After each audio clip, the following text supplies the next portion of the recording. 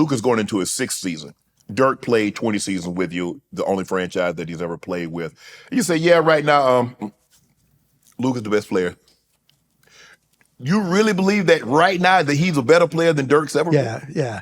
I mean, Dirk, remember, the league has changed. Right. And Dirk, the skills he brought, and even more than his skills, the mindset. Mm-hmm. Dirk is mentally tougher than any human I've ever met in my life. Whether it's dealing with pain, because better than anybody, right? It's what you do off the court. Correct. What you do off the field that defines what you do. Mm-hmm. If you don't do it off, mentally, physically, intellectually, right? Learning all the things you need to do, your football IQ, your basketball IQ, doesn't matter how talented you are, right? We've both seen talented guys just run right through it, flame out in a minute. And so, Dirk had that mindset that was stronger than maybe anybody other than Michael Jordan. Right. And that's, Luka, on the other hand, in terms of actual skill and killer instinct, Luka can handle the ball. Dirk needed somebody to get him the ball. That's the only reason, right? If Dirk came out now, right, and he'd have the skills and the handles, right? Because, kids today, they watch on Instagram, they watch on TikTok, all the drills and all the handles, and they see Steph and they see Luka and Kyrie. And so they all emulate. Dirk would have been out with all those handles, and it'd have been unfair. A whole different. So basically, he'd been Kevin Durant before Kevin Durant. For sure. Kevin Durant got handles that could shoot the ball. They're 7 foot tall, can shoot the ball like Dirk. So basically, exactly. He'd have been KD before KD. He would have been, right? And then some. And that's no disrespect to KD, right? Who was that first person to get me that hookah?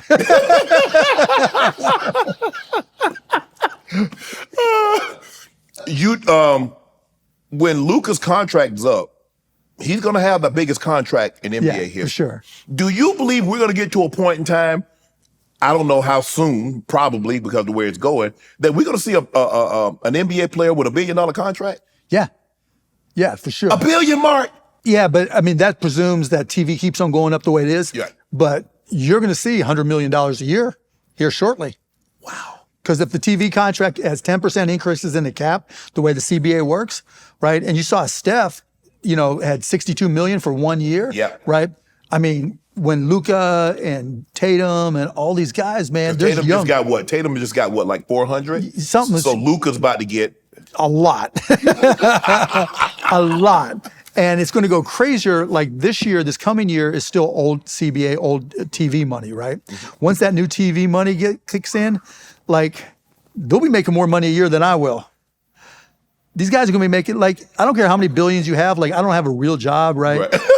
And so I'm not making $100 million every year. Right. Right. You're going to have players making more than the owners. Wow. And that's okay, right? There is no league without them, right? That's what makes basketball, the NBA, different than every other sport, right? You couldn't recognize 50 of 53 guys on an NFL roster if they walked in the door, right? NBA, right, particularly if you play 2K, you knew all 15 guys and the two-way guys too, yes, right? And that's unique. You don't have that in baseball. You don't have that in soccer. Or the NHL. That's unique. They are the league and they earn every penny of it. As the Dallas Mavericks owner, obviously your signature player before Luka, and you've had some great players at the Mavericks, but it's been Dirk. Yeah, of course. What has Dirk meant to you and this organization? Everything. He is the organization. He's the definition of the Dallas Mavericks. And again, not just what he did for us on the court, but who he is off the court. Dirk's that guy that's going to the hospitals without being asked, that's taking time with kids, visiting them. When he has a special event, and he's had many, he's making sure kids are coming, and he's just got, he's got that heart. People know he loves Dallas, and as a result, Dallas loves him. And that's the interesting thing, Mark, because a lot of these international players, when they're done, they go back to their respective countries. Dirk has remained, he's German, but he's remained. He goes back and forth. He goes back. Yeah, he does. Yeah, but you're right. He's Dallas, right? But he stays here. He lives here, just built a house here, does charity continuously. You can't take the Dallas out of Dirk now. Right. Is it true that he brought his meals on the road in aluminum foil? Some, not all, right? Some. Yeah, no, I do remember that, right? He'd get it because he wanted healthier stuff, right? Right. So I forgot all about that. So yeah, so he would get things specially made for him because he wasn't going to eat anything, because you know what it's like on a team plane. There's fried chicken everywhere, Yes. you know, whatever the players just love to eat, right? And he was like, no, I'm no more fried food. Wow.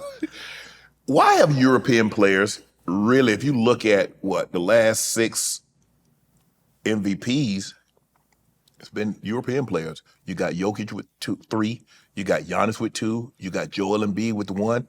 Why have we seen this shift to where European players are starting to dominate? Yeah, the I mean, NBA just in the world? draft, and 2 reasons. One, the rest of the world is bigger than us.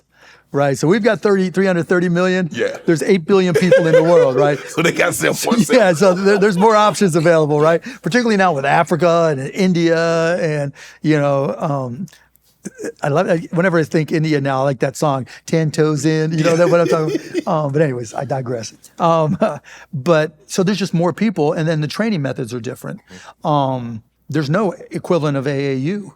And, you know, kids here, like my son or whoever, they're playing game after game after game, but hardly practice. Wow. You know, and over there's 2 practices a day, and you might play 1, 2, 3, maybe 3 times a week. And so the focus is on developing skills. And no matter, you know, here, even still, we kind of pigeonhole people into certain positions. You're big, right? You get down on the block. The biggest guys you played the 4 to 5. Right. And so, and that's changing some, but they don't really work on all the skills, or even more importantly, the basketball IQ. You know, and I take that back a little bit, because kids now are far more skilled at the high school level, at the junior high level. You see the handles, right? Like my son's got handles, like he's got my athleticism, unfortunately for him, but my son's got handles like, I don't know how that's gonna work. yeah, you know, I mean, I used to be able to dunk, but still, he's still got my athleticism. And so, but his handles are off the charts, right? And it's no big deal. All the guys on his team can handle. And they get that from social media, but they don't get the same basketball IQ, right? They don't. So that's what I try to work on with him, right? Head up, what's going to happen next, right? Anticipate where things are going. And you don't see that a lot with AAU. And then parents get into it too. It's like, get my guy some minutes, right? Or my girl some minutes, and that makes it more difficult. It's not like that in the European parents aren't hummingbird helicopter, and they're not hovering over. Not like here. Not like here, because, I mean, there's a lot of pressure on kids too, right? They're in the meal ticket, and that's tough. That is really tough. Dennis Schroeder crossed some flag. He said, they asked Dennis Schroeder, he says, because European basketball is straight basketball IQ, no entertainment. Straight coaching, really, really high IQ guys who know how to play the game. Of course, the U.S. is the best league in the world, but Europeans, they're coming for sure. Yep. KD didn't take kindly to that. He's like, because he took a picture of that when they won the gold medal, you know, IQ and entertainment. What was Dennis Schroeder trying to say, and do you understand what he was saying? Yeah, of course I understand, right? So once you get past the top 30 players, right, IQ matters. Right, because you've got to be able to play with Luka. You've got to be able to play with Kyrie, because they have high IQs and everything else to go with it. Right. But the guys who are, you know, 5th, 6th, 7th, and lower on the roster, you got to have a high basketball IQ to know where you're fit, know where your role is. And if all you ever learned was, you know, dribble, if you don't have an IQ, right, it's going to be harder to fit in the NBA, right? And so they're both, you know, Katie giving him a shit was right, because we have the best players. It's not even close, right? But but still, out of those top 20 players in the, you know, there's a reason why those guys have been MVP. And so if you have the level of skill that you need, and you have that basketball IQ, and it's developed. And if you flip it around, if we did the same development here for kids, and you combine the athleticism and the skill with the basketball IQ, there might be half the number of European players or foreign players in the NBA. We just don't give them that basketball IQ support. Want to join Club Shay Shay? Become an official member by hitting that subscribe button, where you never know who's going to be joining us for drinks and conversation. Don't be late to the party, because you know we like to do something before 2 something.